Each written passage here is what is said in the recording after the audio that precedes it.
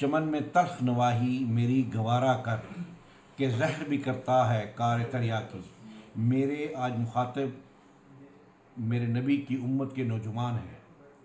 میں ان نوجوانوں کو یہ بتانا چاہتا ہوں کہ اس وقت درندوں کے سامنے میرے نبی کی امت ایک تھال میں ترنوالا بنی پڑی ہے، ایک ایک کر کے، کبھی بوزنیا، کبھی لیبیا، کبھی آذربائیجان، کبھی شام، کبھی افغانستان، کبھی عراق، کبھی یمن، کبھی سوڈان، کبھی مصر، کبھی الجزائر، اور کبھی میانمار، اور کبھی سرزمین انبیاء ابراہیم علیہ السلام کی ہجرت گاہ فلسطین گدوں کے جھنڈ کی خوراک بنے، مگر عرب اور عجم کے کسی حکمران یا کسی جرنیل کے کانوں پر جوں تک نہیں رینگی۔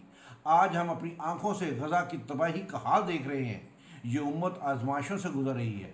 میرا رب ہم میں سے ہر ایک کو آزما رہا ہے۔ جو قیامت اس وقت برپا ہو رہی ہے، اسے امت دیکھ بھی رہی ہے اور خود کو بے بس بھی محسوس کر رہی ہے کہ ہم اس نسل کشی کو روک نہیں سکتے۔ ایک سوال آپ کے لیے چھوڑے جا رہا ہوں کہ کیا واقعی امت اس قابل نہیں رہی اور اتنی کمزور ہو چکی ہے کہ کسی مظلوم کی مدد تو درکنار اپنی حفاظت بھی نہ کر سکے؟